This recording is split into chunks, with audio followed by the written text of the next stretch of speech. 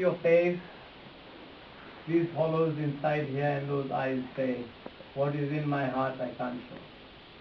Because I'm such a sweet little kid, with such a sweet little kiddie nose, right? But I've had to keep all my emotions in, and I had to be a tough guy because I felt so sensitive, I could get hurt so easily, and I had to protect myself by making sure no one would hurt me anymore. So it's so simple to see. Look at the sweet cheek. And look at that little nose. If he had a pointed, hard, sharp nose, I'd back off because it might poke me in the nose. But look at him. He's just a chubby little kid here, right? So all this cover up here is covering up your blocked fire, right? A lot of blocked fire in there. True? If you let that out, you'll be running for the hills.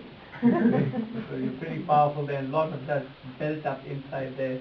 So my high ideals, because I have high ideals, I'm going to represent it and I'm going to do it and make sure it is done correctly, especially with a sharp nose that says that's how it must be done. The eyebrows that also say, nose goes this way, the eyebrows say this way. You've got to keep calm, you've got to be correct, you've got to be straight, everything's got to be correct and nice. So you're very hard on yourself, can be quite demanding, and you drive yourself quite hard because the chin is ready to get out there and do it. So there'll be tension in your jaws. See that? Oh.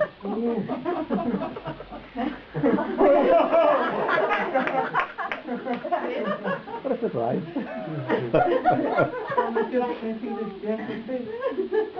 So what's happening is you're driving yourself and don't realize how hard you make it. Wow. And you don't even know that. And I've got an insurance company that insures any jaws that fall off, and I haven't to pay anybody yet because if they let it hang, it will stay there. So why do you have to hang on to it so hard? When you do that, all these muscles tighten, this tightens up here, and you even got tension in your temple. Feel the tension in there? Oh, look at that. That shows in your corner of your eyes. All these creases come from. Try me, raise your eyebrows. Raise your eyebrows a little bit. No eyebrows. Okay. When you look at the eyes, look straight ahead. Just raise your eyebrows a little bit. Okay, a little bit more. You see the slope in this eye. And that eye is also a little bit. This eye slopes because her right side, her doing side, the left brain memory, remembers how many times she has been told, you better do this right.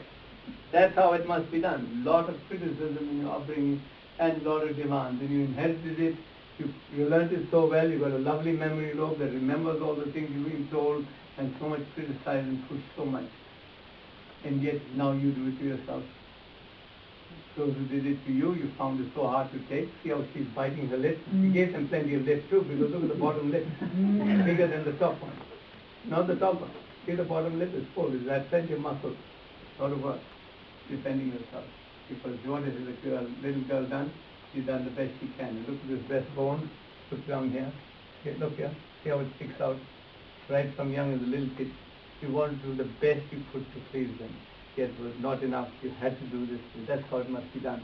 And then look at your ears. They've been pinned back, and they're tiny, hard ears that are so tense from listening to the mind that they're small and only in your emotional part, constantly listening to what would hurt you emotionally. Because you're so sensitive, you get hurt so easily. There's a lot of fire locked up in your belly now from the way you've been pushed in, kept it all inside. Because you wouldn't want to hurt anyone, because you're really sensitive inside. Yet you have the fire and feel that? But when I look at you, yes. But when you look at me like this, you're not looking at yourself. Look at this big lump here. And what's that come from? Put your hand back to my neck. Feel that? It's almost level. Good, hold it tight. No, press it hard. Press it hard. Get your fingers under the collar. Not there, not any too far down. Okay. Press it right up against my neck one. Now the bones here. Okay. Now as soon as you do this, what do you do? Oh, you cut it off. Not God. for my body. Far out, I know you're far out. You come back home, too far out. So when you want to let go of some of this stuff, it comes here and gets bottled up in the neck. And you bottle up all your feelings because you're too caring and mothering about thinking of all other people. Never mind me, I must care for this one, I must care for that one, and everyone else. Right? See how much you give to everyone else from your womb, from your breast, from your heart. You're giving it all out and don't think of yourself. So it's all bottled up here. And can I turn you around? Can I pick this up? Look here, at the back here, the backbone is so hollow. There's like a big hole at the back here, where you've been busting your back, bending over backwards, for everyone, busting your back and sticking your neck out. So what's left for you? So there's a soul living inside there that's saying, I also want a life. I also want something to live in and to be able to use this body. But it is so busting your back, bending over backwards and sticking your neck out at the same time. You can't do anything. Yet, as you've kept all this bottled up, yet look at the soft skin underneath here. When she speaks, she'll speak very softly. She'll never be hard or anything to anyone. She buttons up her lips, doesn't even speak for herself. Everything is zipped up. So you bottle it all up inside because you don't want to hurt anyone else, because if you did let this out, you'd catch about 5 bushfires all around Brisbane. Because you've got a fire locked up in there. Yet, but you don't have the heart to express it because... Isn't that brilliant? What a difference. What a difference, of course it is. He's half a man. Now he's more of a man, you can see him. Beautiful, beautiful face, use lovely intellect. Right? So let it shine. What's the point of putting this? Hair is a very, very powerful, because it's connecting you to the outside world. But this is your inside world must shine. If your inside world is covered by the outside world, and your opinion of the outside world, your light will not shine. Because your own thoughts are kept within you and not going to come out. So I see in your eyes a loneliness. You have so much inside, but you don't know how to get it outside. Because you just got to let it come outside. You don't have to organize it. You don't have to do anything. Let it be as it is meant to be, the way it is built. Don't think about it. Don't analyze it. Just let it flow. Yes? We are human beings, not human thinking. Okay? So in this case, you've got a nice bump of intuition, of observation in the now. You've got a nice long nose that is pointing down here to your mouth. You can loosen those lips because the jaw won't fall. Okay? That's your womb. This is your womb of creation. This is where you came from. This is where all of us are created from. This is where all creation is from. So if you listen and follow your nose and listen, open this and listen to this womb, you will express your own creation more freely than to stop and think about it and wonder what's going to happen.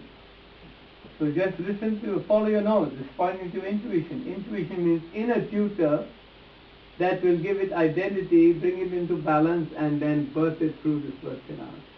Then you will see your real power, who you really are. But it doesn't come from outside, which you have collected a lot of knowledge and intelligence inside there. But it has to come from what you made out of it. You have to birth it in your own way. But look at this follow at the back. Come on. Right? His follow, look how his head is so far ahead, his shoulders are hunched, because he's out there seeking, but it is all in here telling you it's right here. Don't seek it out there. The shoulders are rounded, protecting this heart that has been hurt and sensitive so right from a little boy. Look at this, there's no meat here, no body for meat. I can meet you or I can bone you, one of the two. You got meat, or you got bone, So when we are meeting, our meat touches. But when you don't have any meat, I'm boning you, boning me, and I'm meeting you. Okay, so we need some flesh to have a reaction. The bone structure has no reaction. You have so much in here, but you have to wake it up and start to give it life, bring it to life so that you will feel more life in your own body. Just now, you're all up there and therefore this feels lifeless. There is nobody home. And I want to love you. It feels beautiful.